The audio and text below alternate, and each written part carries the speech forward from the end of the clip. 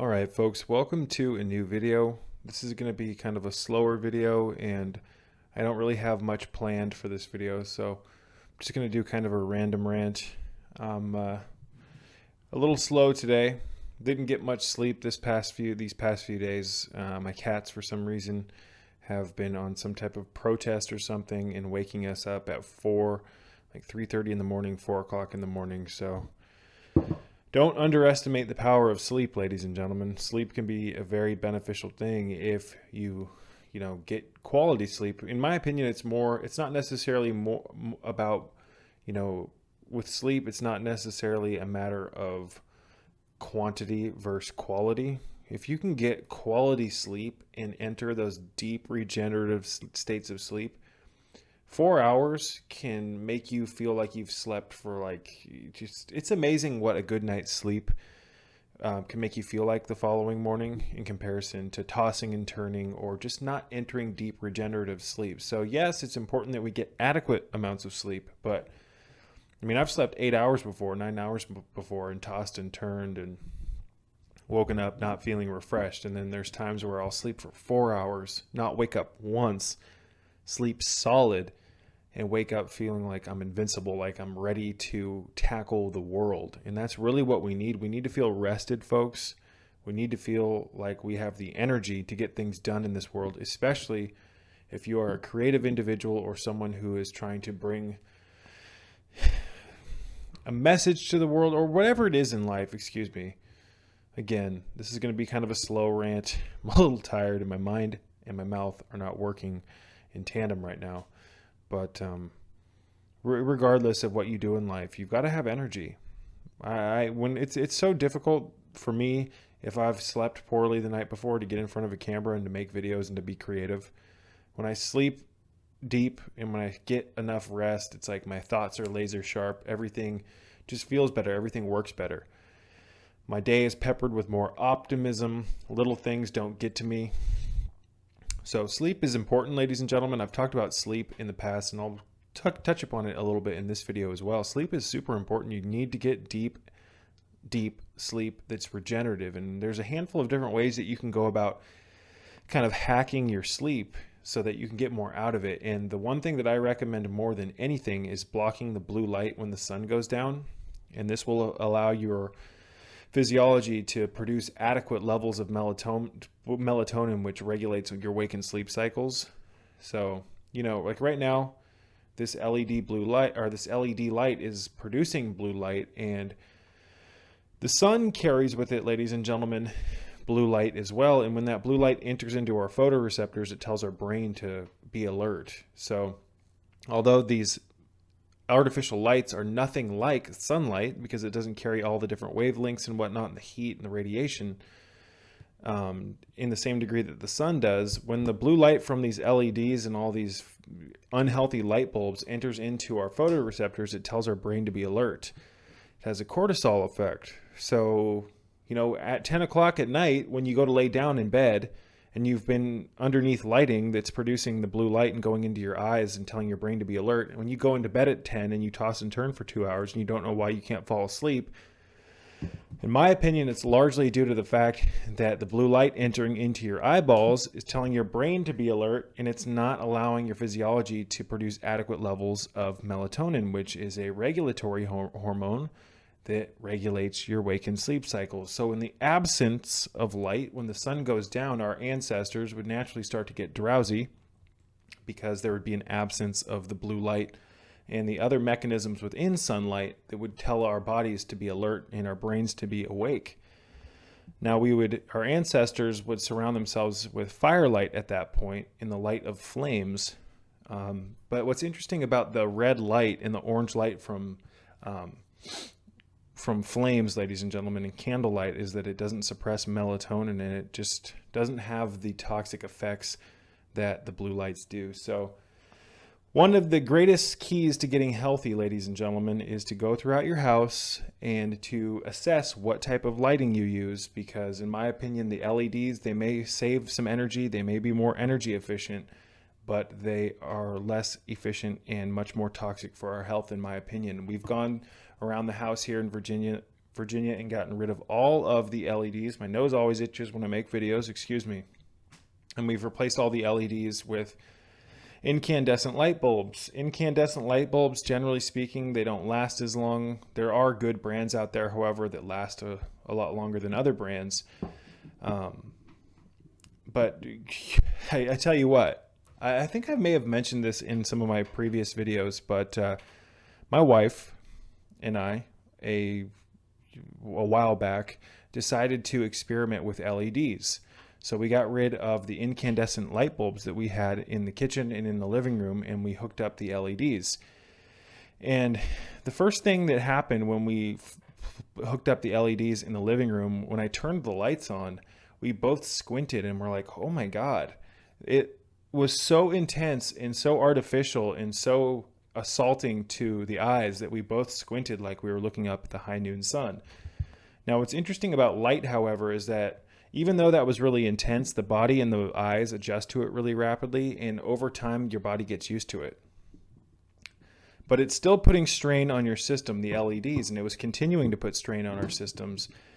And I noticed, and so did she, that we started to have headaches and whatnot. It's like, what is the deal here? Why are we both having headaches? What is different in our routine? And nothing was different other than the fact that we had installed the LEDs. And when we got incandescents again and put them back in, my facial muscles over a period of a week relaxed a lot. Excuse me, Jesus Christ. My facial muscles relaxed a lot over the period of a week because your eyes aren't like adjusting to the constant intense flicker rate of the LEDs, and it allows your face muscles to relax, as crazy as that may seem. And the headaches went away. So incandescent light bulbs, I think that's one of the greatest things that you can do for your health. There are other forms of lighting as well, which I'm going to talk about in the near future. I'm going to talk about red light therapy, green light therapy, yellow light therapy. Light is a very interesting thing. And I think, I'm not going to say the medicine of the future, but rediscovering how effective light is as a form of therapy is going to be a huge breakthrough in the future, and it's something that we're rediscovering. So many people, this is nothing new. People hundreds of years ago knew of the power of using light as a therapy for the body and the mind. So red light therapy right now is getting a lot of traction, and a lot of people are getting really interested in it. I think it's fascinating stuff. But aside from that, you guys, blocking the blue light when the sun goes down and wearing blue light blocking sunglasses will allow you to get better sleep. At least that's been the case for me. I'm not saying it's going to be the case for you, so I take that back, but it's worked for a lot of people. I wear the UVEX Skyper blue blocking sunglasses. If I remember, I'll put a link on the description, or I'll show you guys a picture of what they look like. I've made plenty of videos in the past talking about these, and I'm continuing to bring up these subjects because repetition of a message constitutes mental programming. And when you wear those glasses, when the sun goes down and you leave them on, and you get rid of the LED lights and you put the incandescent light bulbs in your home and you get some pink Himalayan salt lamps and you use the candles, this is powerful therapy, all related to light and color. So the blue blocking sunglasses that I wear have orange lenses, and it diffuses the light patterns that come through the lens, and it changes the pattern, and it inhibits the flow of all of the blue light from entering your eye. And what this does is it tricks the brain into thinking it's actually darker out, and it causes the mind or the physiology to produce adequate levels of melatonin, which melatonin is much more than just a regulatory constituent within the physiology for the circadian rhythm, the biorhythms of the human body, but it also has a profound effect on the mind, and it is a powerful health promoting constituent that many people are deficient in, because in the last 20 to 30 years, there's been so much more exposure to unhealthy light from the cell phones, and basically your keychain has a cell phone on it now, and everywhere you look there's more and more people looking down at their cell phones. I was in a BART station about a year and a half ago, and I was sitting there by myself going to San Francisco, California, and I looked in front of me, and there was the whole train was packed, because there was like a baseball game or a football game or something. I can't remember, but there was a ton of people on the train, and everyone, pretty much about 95% of the entire BART station, they were all looking down at their phones. Phones have given us an overstimulating effect where we can stream whatever we want at any given time. And although it has a lot of benefit, it's being used in a negative fashion because, the phones are just a constant exposure to toxic light. And what do you look at? What do you see when you log on to the internet? Chances are you see a lot of negativity. You see a lot of bullshit news and whatnot. So I'm not going to get into it in this video. I just thought that was interesting to see how many people, like, their phones are like part of them now. We're like biosyncing, we're hemi-syncing with our phones. It's like we all carry around these little robots.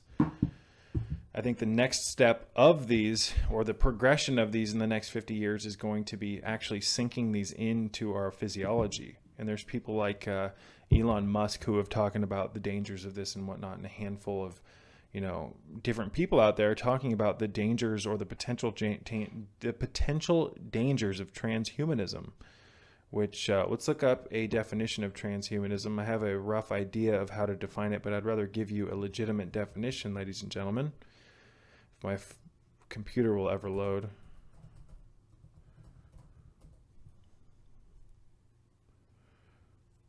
The belief or theory that the human race can evolve beyond its current physical and mental limitations, especially by means of science and technology. So this is kind of what I'm into, but not through the lens of technology per se. Although I think technology can absolutely progress evolution, we are currently not tapping into the biology's ability to upgrade itself. You see, today we look at technology to advance human evolution because we've forgotten just how much our own physiologies can actually evolve, because we don't understand the secrets of nature anymore, ladies and gentlemen. We have forgotten that laying dormant within our genome is something known as Kundalini. And the Kundalini energy is something that I talk about here on the channel often, but the Kundalini energy is essentially the biophysical spiritual energy within man and womankind that is laying dormant, that when aroused, stimulated to the point of, and when aroused to the point where it rises, the Kundalini energy moves up our cerebral spinal system in a shaft, an etheric shaft known as the Sushumna. And as it moves up the cerebral spinal system, ladies and gentlemen, it unlocks and reawakens what are known as chakras. And chakras are basically the spiritual battery centers or spiritual battery packs within our cerebral spinal system that reanimate the physiology and mind with super consciousness. Now, I talked about this somewhat recently on my Patreon page, but the Kundalini energy, when it awakens the chakras, ladies and gentlemen, it tethers you. When a chakra actually blooms and is awakened, it not only stimulates the geometric principles of the chakra, which tethers you to the angelic kingdom that governs that chakra, but when you tap into that angelic kingdom, you are stimulating fourth and fifth dimensional consciousness, and it actually siphons life force into that chakra, and in doing so, it actually pumps life and light into your physical body. So what this does is that it basically recharges the physical battery, and it reverses aging, which is why immortality is a very real thing. I recently talked about this on my Patreon page, ladies and gentlemen. I made a video about longevity and immortality and reversing aging. The key to reverse aging, in my opinion, is to awaken the Kundalini energy, because once again, like I just said, when the Kundalini energy awakens each of the chakras, when awakened, serve their purpose as battery recharging systems. It constantly keeps the life force in your body from dwindling. It keeps you connected to the angelic kingdoms. It keeps you connected to the aethers. It keeps you connected to your higher self, especially when the Kundalini energy gets past the thymus and the thyroid and into the pituitary and the pineal gland. And it hemisyncs the division between the right and left lobes of the brain. It reverses the schism. And when the schism is reversed, the opposing forces of your divided self unite and you become enlightened. And when you're enlightened, ladies and gentlemen, there is no death. When you are enlightened and you are visited by the angelic aethers, the angelic kingdoms, they reaffirm this. Kundalini laughs at death. Death is a byproduct of the fact that we are out of alignment. We are not, in my opinion, designed to age. Aging, in my opinion, is a disease. It's a sickness. And I know that this may contradict a lot of people's beliefs out here in the material world, but I don't give a shit. I'm going to speak the truth as I see it based on my experiences with this divine energy. And I've had a handful of experiences with the Kundalini Christ consciousness energy. Oh man, it's just like this transhumanism thing where we think that we can evolve through cell phones and, you know, getting like microchips put into us. That's insane. And it's insane to me because by default, if we subscribe to the idea that we need technology to evolve, we are doing so at the expense of forgetting the fact that we have all of the evolutionary energy waiting to be awakened within our physiology. So it's like opening one door. It's like how would I say it? Choosing to evolve through technology into like hemisync ourselves with robots or with like microchips is like walking through one door without looking at what's in the other door. And the other door allows you to realize when you walk through it that the body has all of the chemicals, the tryptamines, the different hormones, and all the stuff waiting for us to tap into it so that we can evolve from a biological perspective without the need, or at least with moderate need of technology. Because I'm not going to sit here and say that technology doesn't have its purpose, because it does, ladies and gentlemen. At the end of the day, I am so thankful that I have the ability to get in front of you on this camera and talk to you and transmit a message through the internet. You know, I'm not saying that technology is a bad thing in any way, shape, or form. However, I do believe that it almost gets a little too much credit, in that it's because of that and because of how much emphasis the system archons and overlords have put on technology, it's being used as kind of a metaphoric digital sheep herding device, and you're all being led in a particular direction.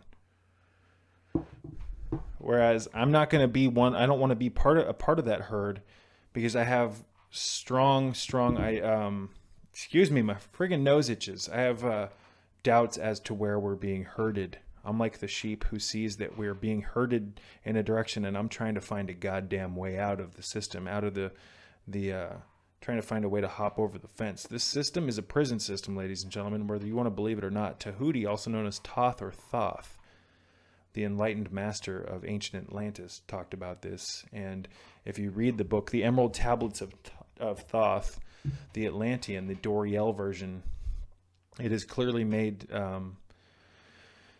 it is clearly stated that this universe has pretty much been taken over by particular groups of energies that want to keep consciousness from evolving past its current state. So I know that gets a little new agey. I know that gets a little esoteric, but I don't care. You know, there's a lot of bullshit in the new age world, but there's also a lot of truth. But the truth is actually more of an occult thing, OCCULT, not necessarily new agey. New age is kind of like the revamping of the flower movement from the 60s. Occult wisdom is delving in and going past the curtain, metaphorically speaking, and pulling out the gems that have been hidden from us that were always there. Hope that makes sense. So there's a lot of beauty in occultism, ladies and gentlemen. It is not some black magic, you know, thing that everyone seems to think it is. The occult is where you find all of the hidden information. And 9 times out of 10, when information is hidden from you, it's been hidden for a reason, to keep it away from your perception. Because occult wisdom, 9 times out of 10, is where you find the legitimate gems that you need so that you can evolve yourself. The Kundalini energy is a very occult subject. Kundalini energy is currently being suppressed from evolving here in this world, and I believe that's largely why this channel has trouble growing. I think that, I'm not even going to get into that, ladies and gentlemen. I think I do produce pretty good content, and I think that my channel deserves a lot more subscribers. And to see, you know, channels of people eating food, having millions of subscribers, to see all these lower energy channels here on the internet getting so many views, hundreds of thousands of views. It's just, or millions of views. I think I've even seen videos before with 1 billion views, and it was all bullshit. to see that type of stuff being venerated and loved by the masses is very discouraging. It's very disheartening. But it is what it is. We live in that type of a world, folks. I'm not going to let it get to me, and I'm not going to let it allow me. I'm not going to just like roll over like a turtle on its back and give up. I have 16,000 subscribers, about 16,600, I think. And that's still a lot of people, ladies and gentlemen.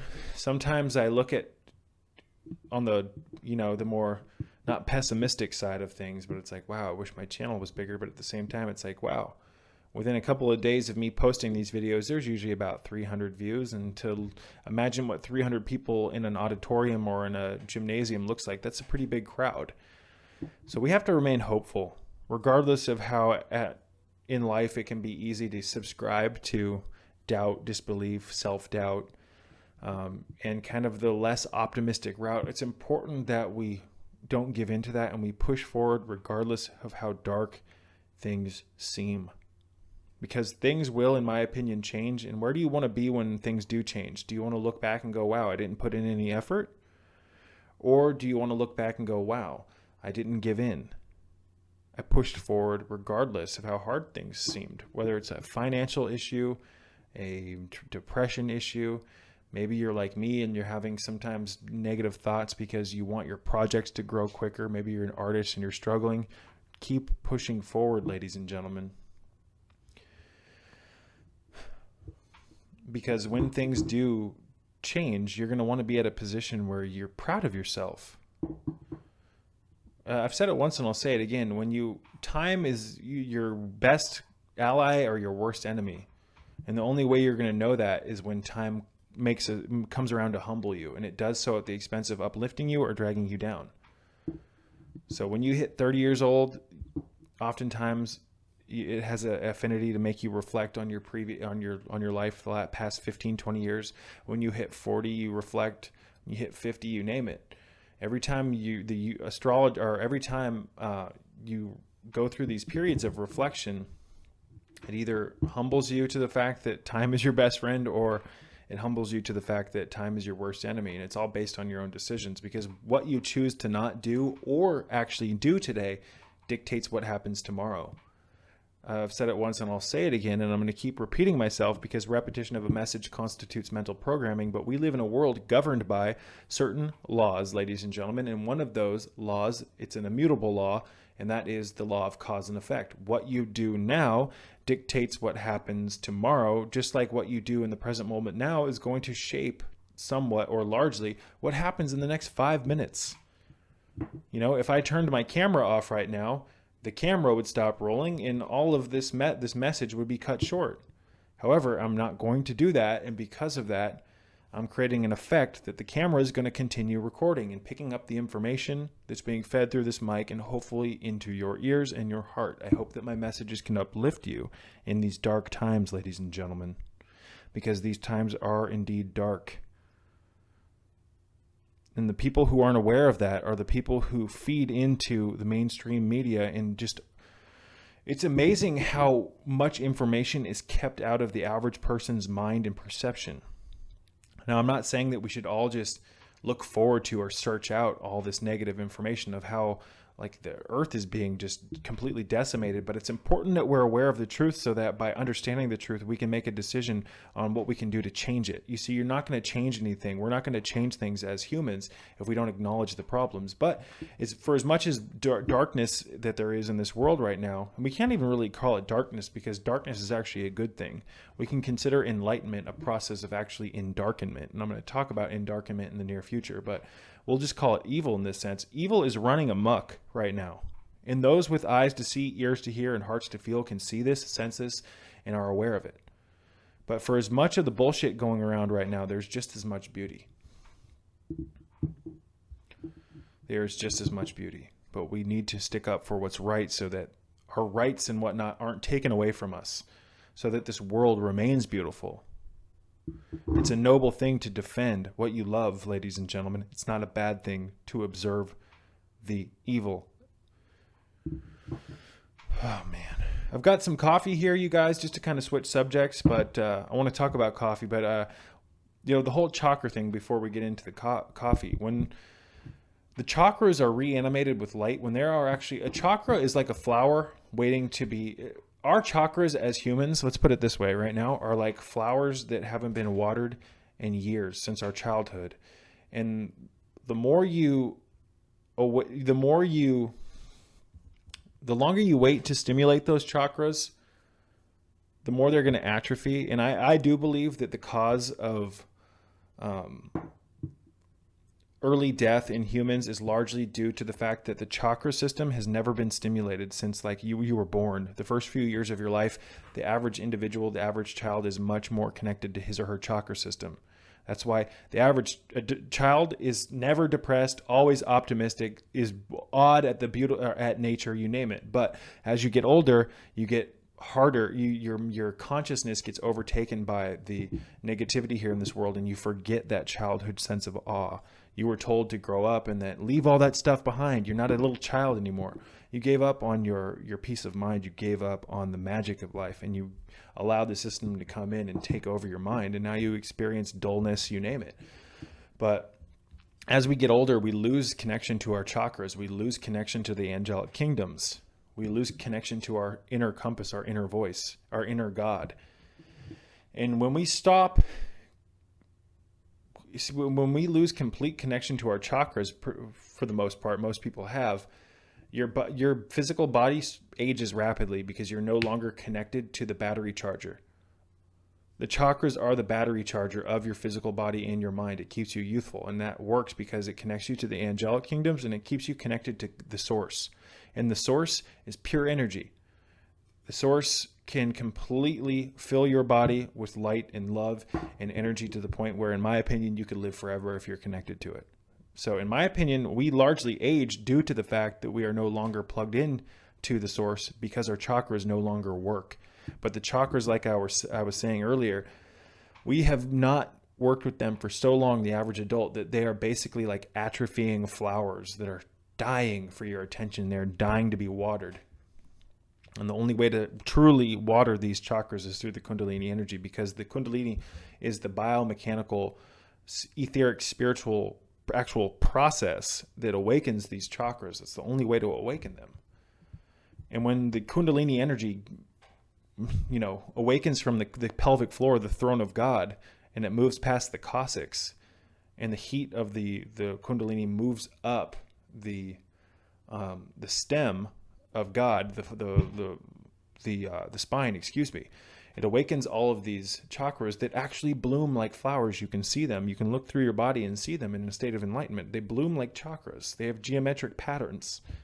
It's like a flower coming to life for the first time ever. When those chakras bloom, it connects you to the various angelic kingdoms, and you start siphoning in various different, you siphon in energy from the aethers, angelic consciousness.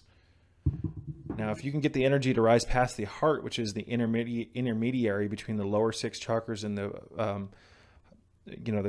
upper six chakras, there's 7 primary chakras in Western mysticism, and those are also connected to the 7 primary or planetary systems of the ancients. But that's besides the point, folks.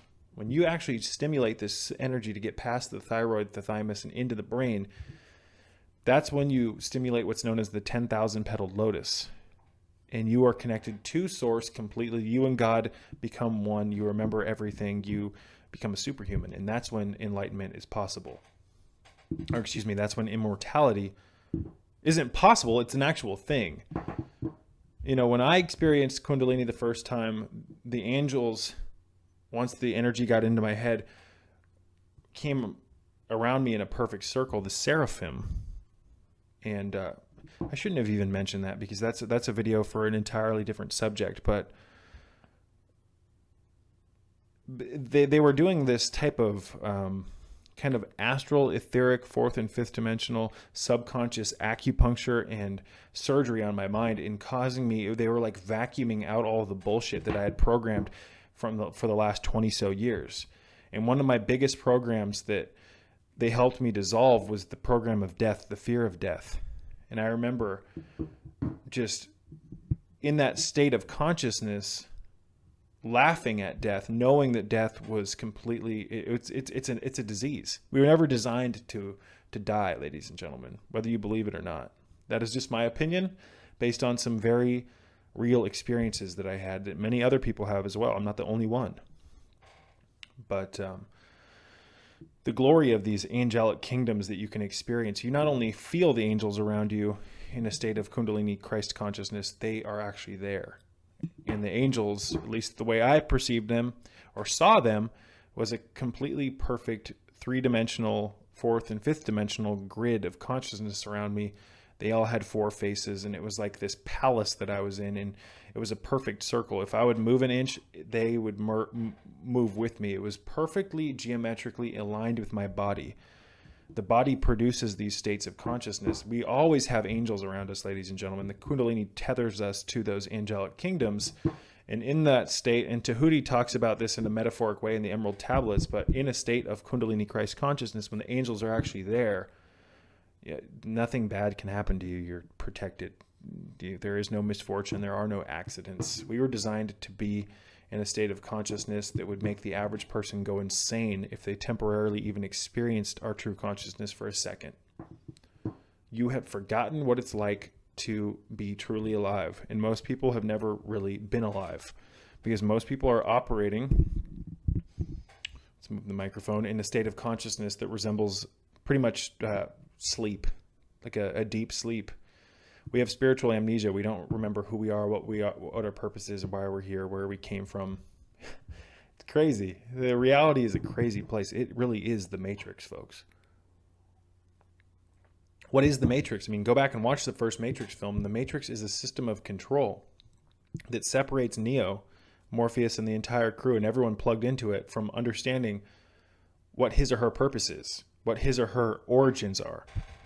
The Matrix, fucking chair keeps making a ton of noise. I don't know if you guys can hear that. Sounds like I'm farting, but it's the chair. But, excuse me. The Matrix is a system of control. It's a prison system that you're born into that because you have nothing to compare it to, you think it's just what life is. You think that life is all about going to work every day, getting taxed, working 9 to 5, never really having any free time, putting all of your time and effort into things that you don't really actually enjoy. I mean, who actually loves their job? Some people do, but most people don't have that luxury. And then you get to retire and have a few years to like wind down and die. The whole system is a subconscious mental program that works with all your engrams and is constantly shuttling you away from enlightenment and accelerating your unnecessary premature death. I'm here to give out a different message. I'm here to say that there's a lot more to life than meets the eye, and the way life works is much different than you probably expect. Life is much more than what you think it is, ladies and gentlemen. Life is so precious. To see how amazing a simple organism in a state of enlightenment, you can actually look at just like you can look at, like, for instance, a bird and see the aura around it, and to see all the geometric intricacies of this little animal's electromagnetic field, to see the aura of trees and of all the minerals, and to see how alive even things like gems are, ladies and gentlemen. It's amazing. There was a researcher, I believe it was in the late 1800s, that discovered that minerals and metals actually have consciousness. Plants have consciousness too, which is something that most vegans don't want to accept. But everything here, ladies and gentlemen, is living, is perceiving.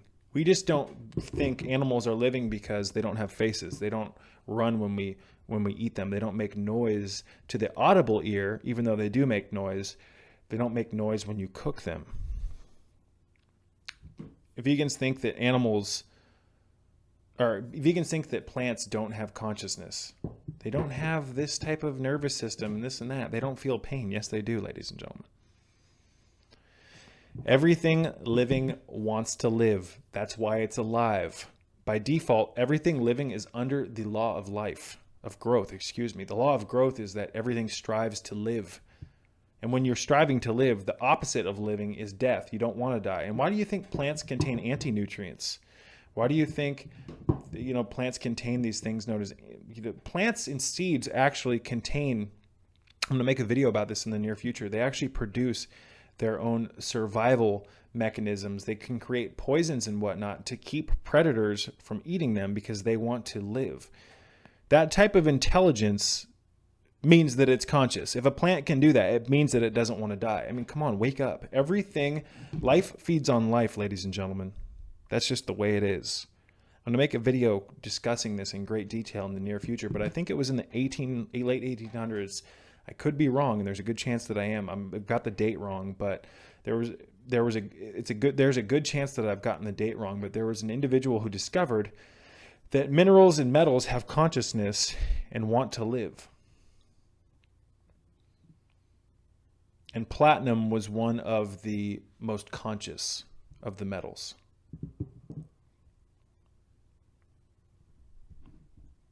Zinc, a mineral, has consciousness. Everything has consciousness, ladies and gentlemen. You've been duped to thinking that you're... I'm not even going to get into it. I've got some coffee here, folks. I stopped drinking coffee for about 2 months before I started drinking it again, and that really allowed me to gauge how it was affecting me. I thought I had some water here. I thought I did. Apparently I don't. I actually have some over here. Let's drink it out of the bottle. But I get these bottles at Ross. They're like $2. Awesome little bottles, just in case you guys are wondering where I get these. But I stopped drinking coffee for about 2 months, and I took some caffeine, small doses in pills. And although I didn't really have horrible withdrawals, but I just do better with coffee, ladies and gentlemen. Coffee, I wanted to do an experiment on myself where I quit drinking coffee and I minimized my caffeine intake by about 90%, and I did. And although I did fine without it, I find that I'm more productive with coffee, and I like the way it makes me feel. Coffee has a handful of different benefits to it. It is anti-aging, ladies and gentlemen. It is good for the mind. It's good for the memory.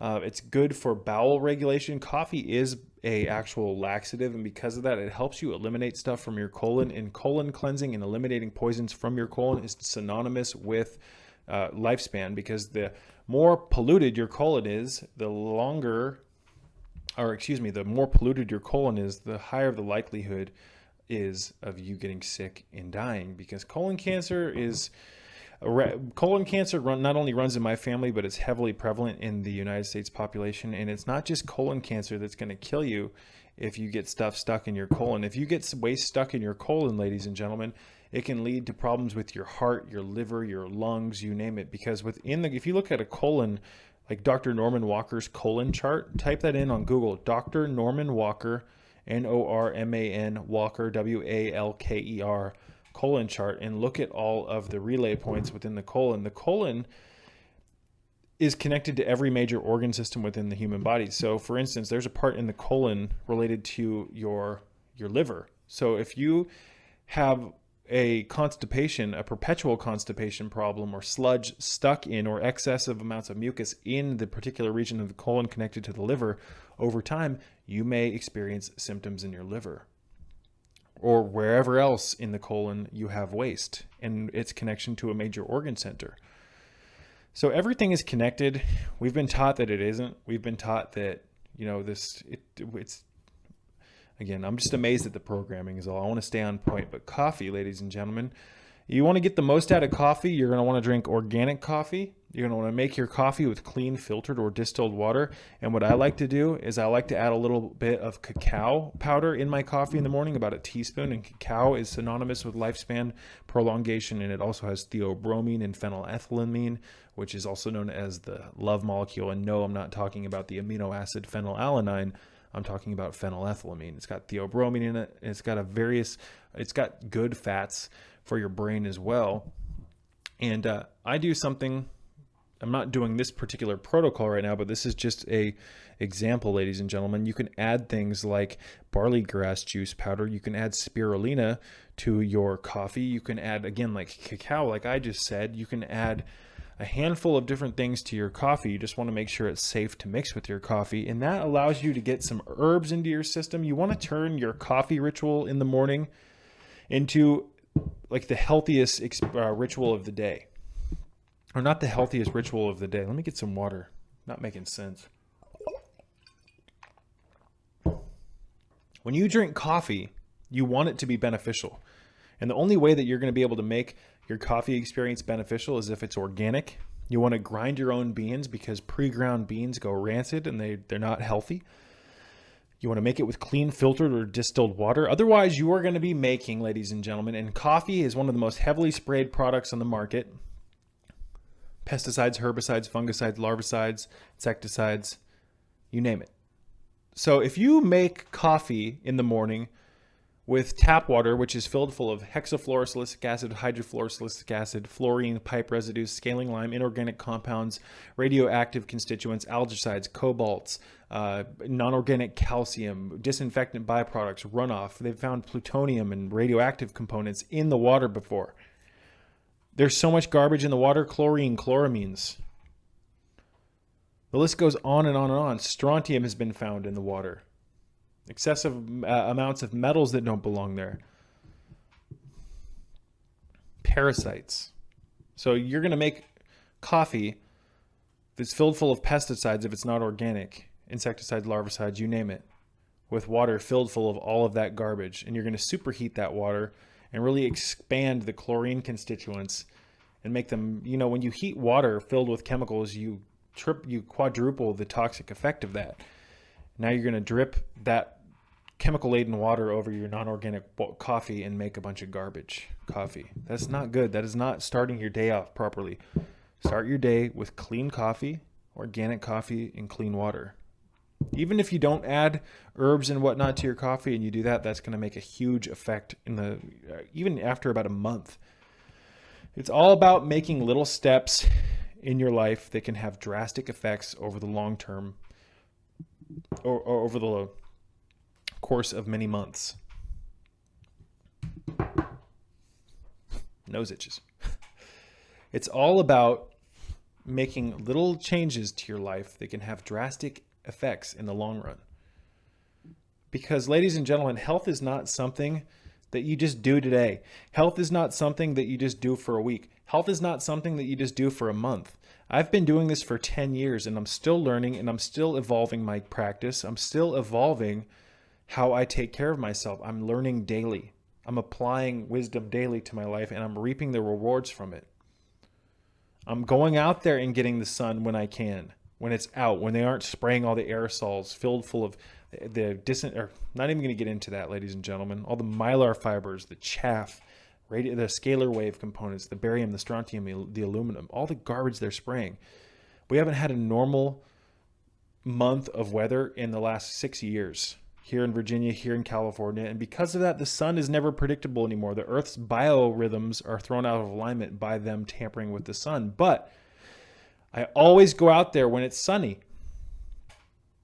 and I get my sun. Someone said in the recent video, you look a little pale. What's the deal? I haven't been able to get good sun in a long time. They spray over my house every single morning and I have proof of it. I'm putting together I have proof of it. I take pictures of all this stuff. But even when it's silver out from all the metals, I go out there and I get some light. I like to sit under trees. I like to ground myself to the earth. You've got to do the best with what you can, regardless of where you are in life. You know, if you can't afford a water filter and you're poor, get a bucket or get a pot, preferably stainless steel pot, fill it full of tap water and let it sit on your counter overnight so the chlorine gases and whatnot can evaporate. That's going to make a huge change because chlorine affects the health of your gut microbiome. And when you affect the health of your gut microbiome and you flush out all the beneficial flora and whatnot, you are going to be not only affecting your gut, but your brain, because the two are intimately connected. They refer to the gut and the gastric system as the second brain, ladies and gentlemen. It's all about making little changes that can produce drastic effects. So many people contact me and say, I can't make all these changes. It's making me depressed, this and that. I don't know who filled your mind with the idea that you've got to be like a superhero and make all these huge changes overnight, but you've got to get rid of that programming because it's not serving you. It's not doing you any benefit. That's why I like to get on here. And I don't I don't even recommend specific diets anymore. I don't recommend the vegan diet anymore, vegetarian, whatever, because everyone's different. And I don't like to put people into that drastic of a, not mentality, but what works for me may or may not work for you. But I do, however, like to recommend certain changes that can affect everyone. I'm not going to just get on here and preach to a vegan audience. I want to help everyone. I'm not just going to get in here onto this channel and make this message for just a specific group of people. I want to get through to everyone that finds my videos, regardless of what you're currently eating. And I know that whatever you're currently eating, even if you're eating what quote unquote the healthiest diet in the world, there's something that you can do in your life to improve your life. And that's what this channel is all about. It's all about inspiring you to make little changes that create big, drastic outcomes. And the only way that you're going to make little changes that lead to drastic outcomes is if you continue to do them. Because like I said, if you're not in it for the long haul, you're never going to get anywhere with your health because it requires daily practice. Requires daily practice, and it's much easier. Here's the thing, ladies and gentlemen. You can try to make all these drastic changes overnight and become this or become that. I became a liquiditarian overnight. I became, I'm going to go on a 7-day water fast, even though you've been eating solid foods your whole life. That can be very dangerous, by the way. You've got to really question what you put your time and effort into. Small changes are the healthiest ones to make and produce the best results if you stay through to them, because we live in a world where you've done so much damage to your body that it's going to take a long time to reverse that. And the only way that you can reverse that is through slow, steady effort. So if you think that you can get to point A to point B faster by making drastic changes in comparison to making subtle, slow changes, you're wrong. Because by default, you've set yourself up in an engagement that can only be reversed through subtle changes. And it's not always that results take a long time, but certain results do take a long time, such as maintaining health, because in order to maintain your health, you have to continue doing things daily for your health. And that's a forever thing. It's not just I'm going to do this for 6 months. No, you do it daily. I hope that made sense. Where the hell was I going with that? There was something in particular that I wanted to mention. I think it was about making slow changes or small changes. Anyways, you guys, it's 47 minutes into this video. I think I'm going to start winding it down. This has been kind of long. But barley grass, this is something that I'm currently experimenting with. And I am currently, a friend sent me this a while back. This is from the Pure Synergy Organics company. I actually consume their multivitamins, which are really good. The barley grass juice powder, I'm taking about 1.5 teaspoons of this before bed, and it's just this green powder. I don't know if you guys can see that. And I don't mind the taste of these grasses. I really don't. I actually find them quite pleasant. Alfalfa and barley and whatnot. The more you consume stuff like this, and the more you terraform your palate, the more you'll be able to you'll be able to appreciate the more sophisticated tastes of things like barley grass or wheatgrass. Your mucosal membranes and whatnot have been so terraformed, and your gut microbiome has been so terraformed by constant consumption of bad foods that when you put healthy foods into your system, you think that they're gross, and they even stimulate your gag reflex. The body is actually addicted to junk.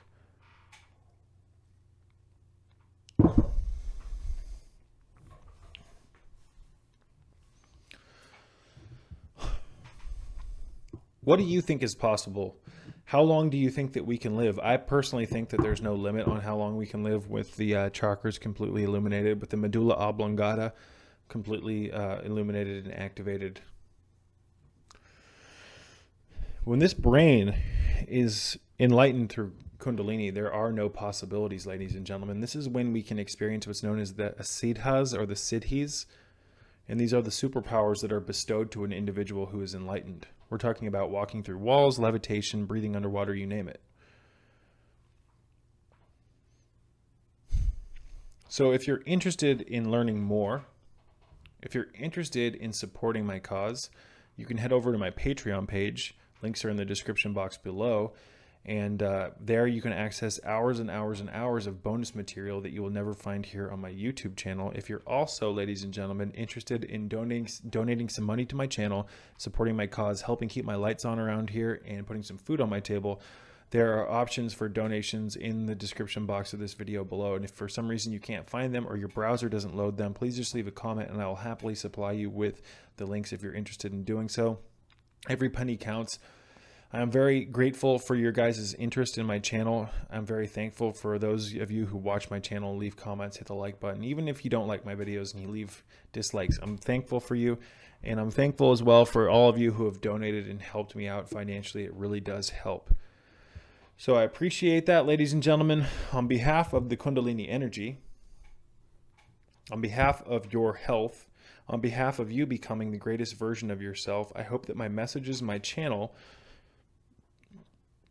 can help inspire you today to do something beneficial for your health, whether that be getting a water filter, whether that be you changing your coffee routine and you stopping to, make coffee with junk water.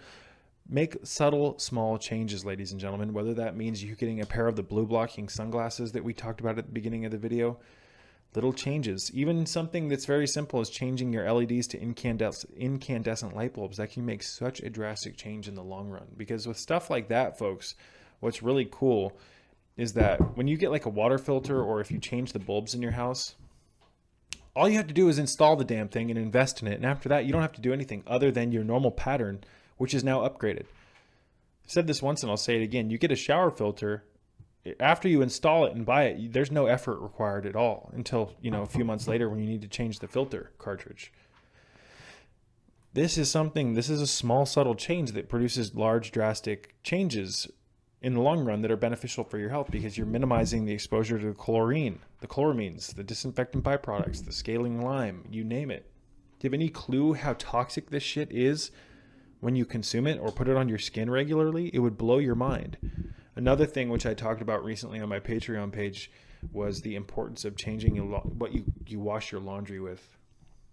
And I discussed on my page exactly how I wash all my clothes by hand with clean water, and I use natural soaps and whatnot that I make. And because of that, I no longer carry all of the fragrance residues and chemicals on my clothing, which most people do. And when you walk down the street or when you start to perspirate or sweat, your pores open up and now you shuttle in the residues that are stuck on your clothing because the washer embeds the chemicals into your clothing. And then when it does a spin cycle, it gets rid of, 70% of the water, but you still have that water on your clothes when you throw them in the dryer and they stay on your clothes. Clothing has actually become a weapon here in the Matrix. Whether you believe you live in a world where you're being hit with poisons at every angle. The document, The Secret Covenant, proves this. Not to mention just that document, but all the stuff. They're putting chemicals in everything, ladies and gentlemen. But who cares? Because it's not all that important now, is it? Most people just don't give a shit, and that's okay. Doesn't mean I'm not going to change my life for the better and continue to look for ways to upgrade my life.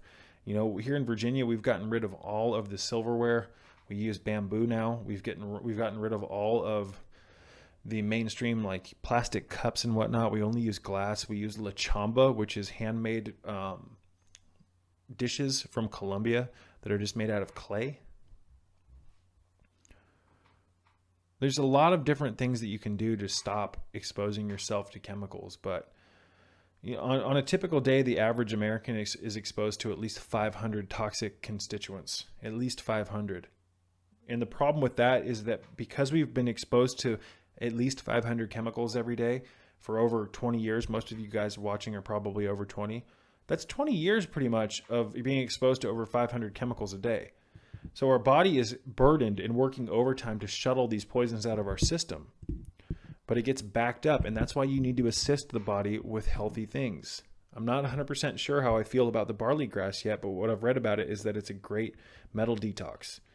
It's a great alkalizer. It's good for oxygenating the tissues and providing the body with nourishment. Just little things like that. One second, ladies and gentlemen. Apologies for being on the phone while I'm making a video. All right. Little changes. You know, I read somewhere recently that in the average American's diet, the single most potent source of antioxidants and in anti-cancerous constituents is actually from coffee. I found that really interesting because coffee is naturally very high in antioxidants. It's very high in very beneficial things for the mind, for the body, for the liver. Coffee is very good for the liver. But I found that interesting that the average American's diet, the single most potent source of antioxidants and like kind of, what is it? Not nanonutrients, but micronutrients is from coffee. So imagine what would happen if you upgraded that coffee and put even more micronutrients in it. A great thing to also do for your coffee is to put a little bit of organic coconut oil, about a half a teaspoon at first, to see if your body can tolerate it. Coconut oil is high in lauric acid. It's good for the liver. It helps cleanse the gastrointestinal system, and it provides nourishment and cooling agents to the gastrointestinal system, which is most likely, if you're watching this video and living in the United States, your gastrointestinal system is most likely inflamed. Chronic inflammation is a huge driving factor in many of the illnesses and diseases and pathologies in this nation, in my opinion, and not just in the United States, worldwide, folks.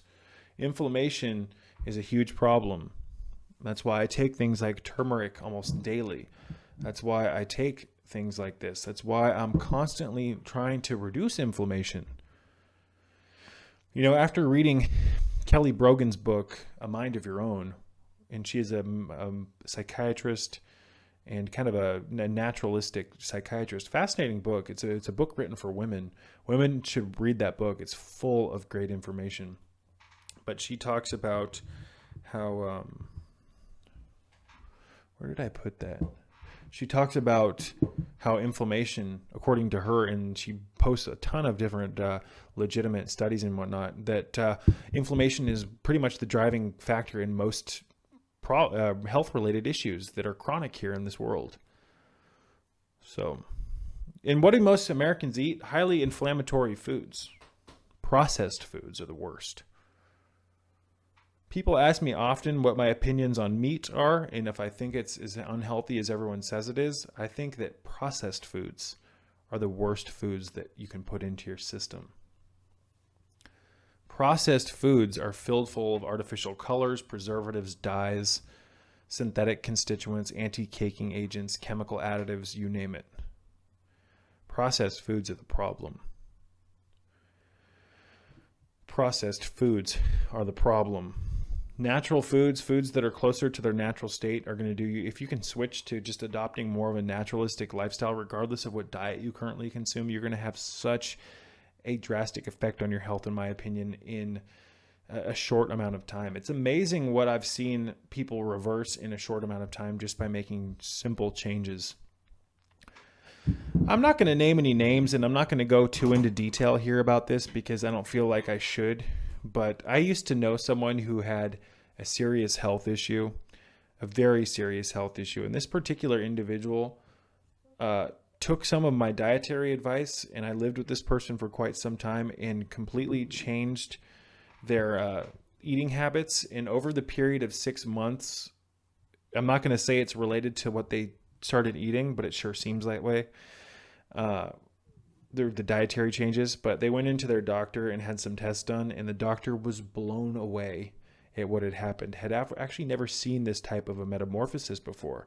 And the only thing that this particular individual did was let go of certain particular food groups and adopt certain new dietary principles while bathing in shower filtered water, grounding themselves, getting more sunlight, taking certain isolated amino acids and minerals. Ladies and gentlemen, have faith in your ability to take care of yourself. Get more nourishment. Get more sunlight onto your skin. Clean your skin with the Dr. Bronner's, what am I saying? Go through my video archive and check out my videos on the sun. The sun is very important if you want to regain your health because it's going to feed the specific radiation into your bones and to kind of reanimate your body with life and light. Your skin needs sunlight so that it can synthesize the hormone. Vitamin D is actually a hormone. It needs adequate levels of sunlight to synthesize this particular constituent. And vitamin D deficiency is, I would say, upwards of 90% of the United States population is deficient in this. I mean, getting more vitamin D Getting more sunlight is the essential first step. You are like, if you're sick, you are like a flower that needs sun. And you are like a flower that not only needs sun, but you're like a flower that needs clean water, which all flowers or anything that grows does pretty much. You need adequate sun, not too much, just the right amount. You're like a plant. Look at this symbolically, metaphorically. You're like a plant. Now, if you were taking care of a sick plant and you discovered that the plant was sick because it didn't get enough sun, it didn't get enough water, and the water didn't have the adequate ratio of minerals in it and didn't get enough love, and it was breathing toxic air, what would you do? You would most likely do your best to feed it clean water. You would give it, fertilizer or whatever. You'd give it the right minerals and nutrients that it needed so to sustain its life and grow. You would give it clean air, and you would give it adequate sunlight, and you would give it the right ratio of humidity. You can do the same thing to yourself, because right now most people who are sick are like wilting, dying flowers. They need more hydrational water. They need water that's filled full of minerals. They need adequate levels of vitamins, fats, proteins, carbohydrates, micronutrients, vitamins, minerals. I think I said that already. Amino acids. I think I said all those over twice. Excuse me. You need clean water. You need proper ratios of proteins, carbohydrates, and fats from the right sources. You need to eat on time, and we're going to talk about that in the near future. But basically from 7 a.m. to 9 a.m.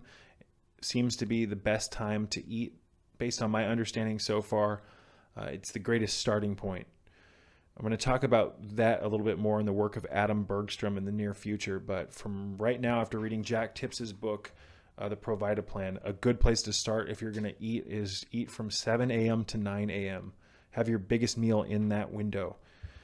As a starting point, I'm not saying that can't be upgraded, but that is the timing of the stomach meridian.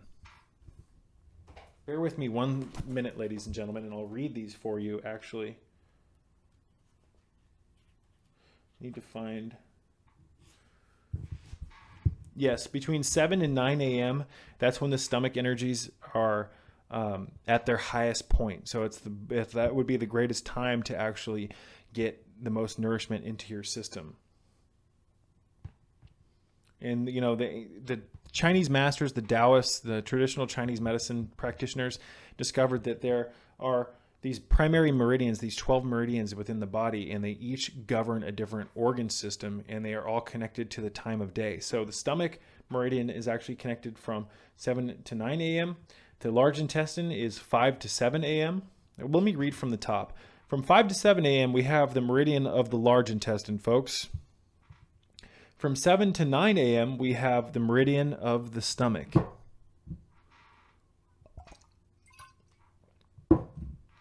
From 9 to 11 a.m., we have the pancreas meridian.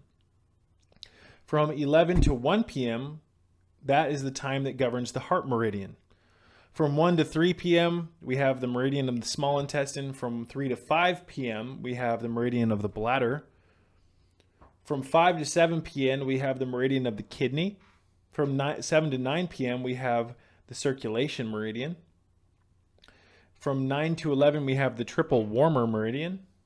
From 11 to 1 a.m., we have the gallbladder. From 1 to 3 a.m. is the liver meridian. And 3 to 5 a.m. is the lung meridian. And then it goes from 5 to 7 all the way around again. I'm going to talk a lot more about this system because this is profound. Eating on time.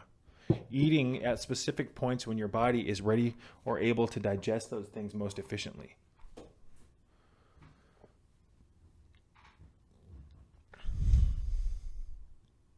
I think this barley grass, one of my friends sent me to this about a bunch of supplements that he didn't want, but I think this is like $20 on Amazon.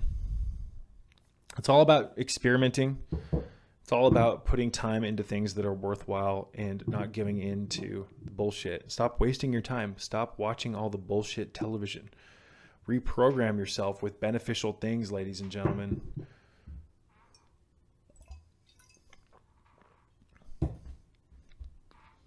Anyways, I'm going to wrap this one up. I love you guys. Please consider donating if you've watched this far and you want to support my channel. If you want to fund some money into my operation, it is highly appreciated. You can do so by accessing the links below. And if you're interested in more content and checking out my Amazon store, I have all that stuff available as well in the description box below. And until next time, thank you for watching this video, and may peace be with you all.